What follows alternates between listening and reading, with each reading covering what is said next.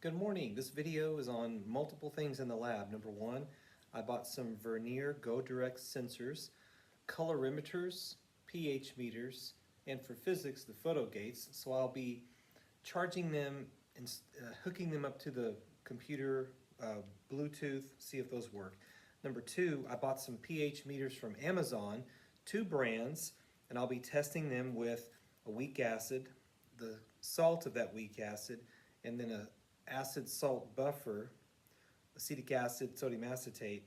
And then later, when I'll get all that done, I'm going to do a weak acid strong base titration with each pH meter, the two from Amazon, the new Go Direct, and possibly the old, decade-old wired pH meter from Vernier with the wires. So I'll be showing those data values later after I get all these meters charged and calibrated.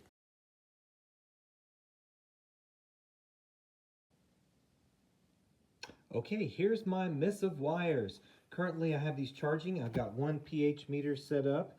I've got the photo gates set up, and I haven't figured out how to get those to measure the time, because normally I have a ball rolling down a ramp, and my old sensor had wires. I hooked it to the computer via the LabQuest, but since I'm going into the 21st century, I'm going to have this new computer. It's going to be Bluetooth, reading all these sensors. I've got the gas pressure sensor for later. It was like Christmas here in my lab. Ordered about $1,400 worth of Vernier stuff. This year is my year to buy. Usually we buy a couple of microscopes for biology and then whatever other tools. And I'm going to be good. I'm going to put all these in nice totes, so myself and my successor will have a better organized lab than it has been. So here are the two pH meters I purchased. So I will have the link on Amazon, but it's a, I don't know, $10, $15 pH meter. I turned them on and they did measure some vinegar, about 4-ish pH. I didn't calibrate them yet, but I will. This is the one that was a little bit higher quality. It's a water quality tester. So it's a conductivity. There is a conductivity solution, but again, I have the little pH 4, 7, and 10 solutions made over there. In my AP class, we just did a redox titration with an unknown sample. Spoiler alert, it was FeSO4 with 7 waters, iron 2 sulfate heptahydrate. So while my kids were doing that titration, I was making these buffer solutions so I can calibrate my various pH meters. And I have some 0.1 molar vinegar, acetic acid, 0.1 molar sodium acetate, and then I went ahead and made a buffer of that same stuff. So I'll test those pH meters with these solutions, and I'll do a pH titration with roughly 0.1 molar sodium hydroxide, which my students created to neutralize with KHP to standardize it, and we'll see if their results give me similar answers. Okay, results coming in tabular form later.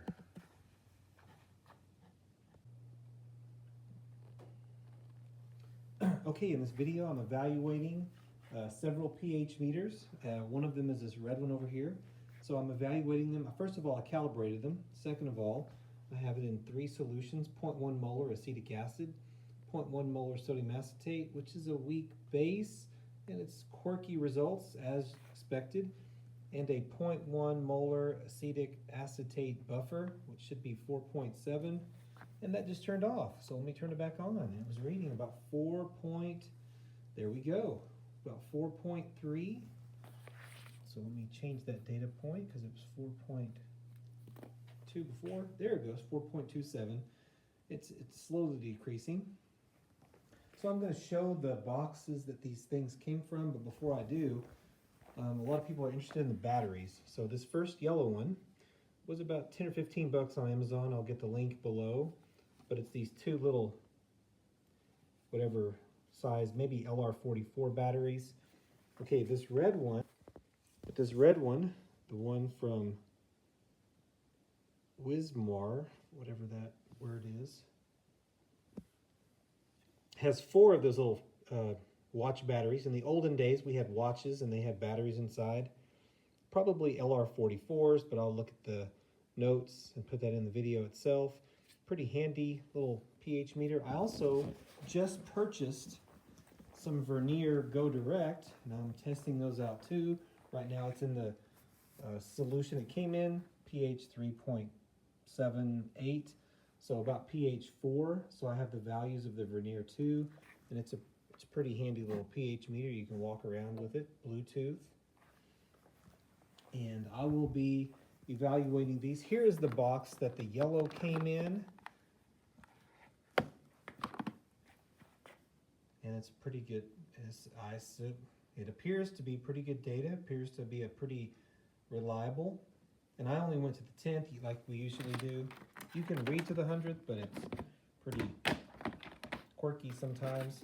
It's called Uismar. That's the one that I purchased 2 of. I think the yellow one is more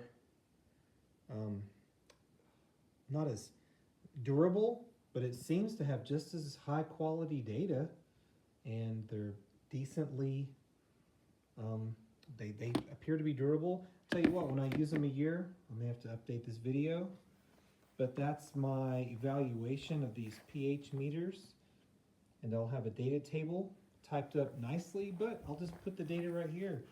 You can see that most of these data are close to 2.87, and most of this is the one that's quirky, so I may put that back in a moment.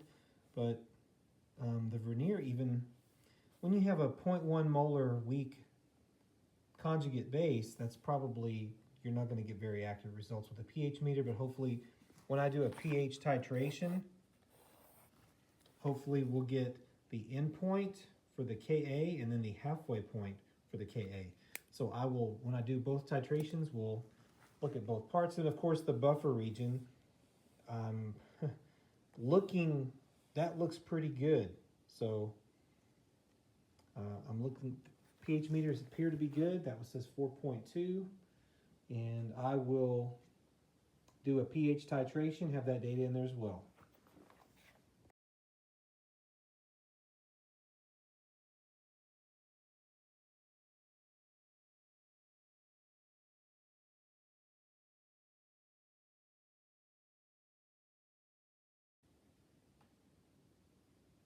Okay, one more addition. I forgot to keep videoing.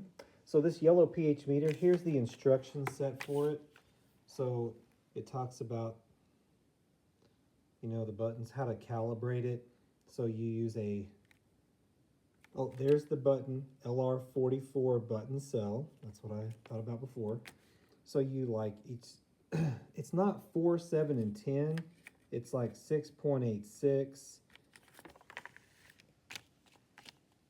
and 4. I'm sorry. Yeah, 6.86, which is 7, 4, and then 9 point something. Yeah, 9.18, roughly 10.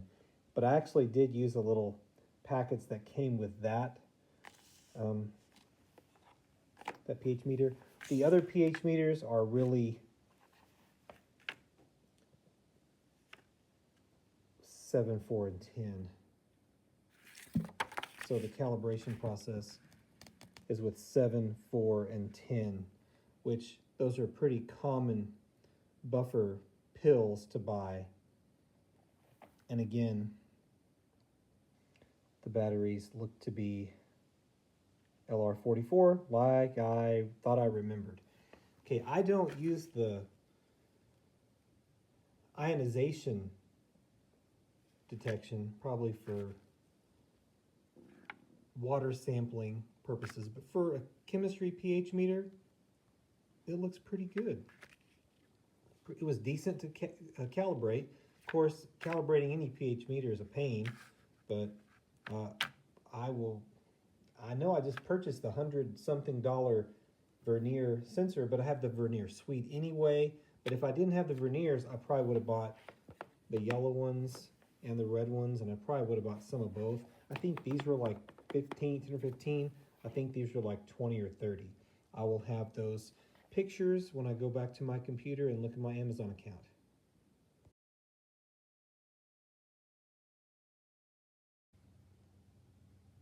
Okay, well, I was checking my pH meters, and I just happened to open up my gas pressure sensor as well from Vernier. And I've charged them last night. This is this morning. So yesterday I was doing my pH meters. Today, here's the values for the gas pressure sensor, 93.2 kPa. Using the 5-Fox app, 93.3 kilo is 933 hectopascals. And also next by the window, I have my mercury barometer, which read 702.3 torr, which converts to 93.6. So it looks like all the sensors are up and working. Next I am charging my color emitters to measure the absorbance for Beer's law, rate law, equilibrium constant. Anything that has a color, we can measure its color. The darker the solution, the higher the molarity. So we can analyze how fast a reaction happened or to what extent it goes in AP Chem. So that's these sensors as well.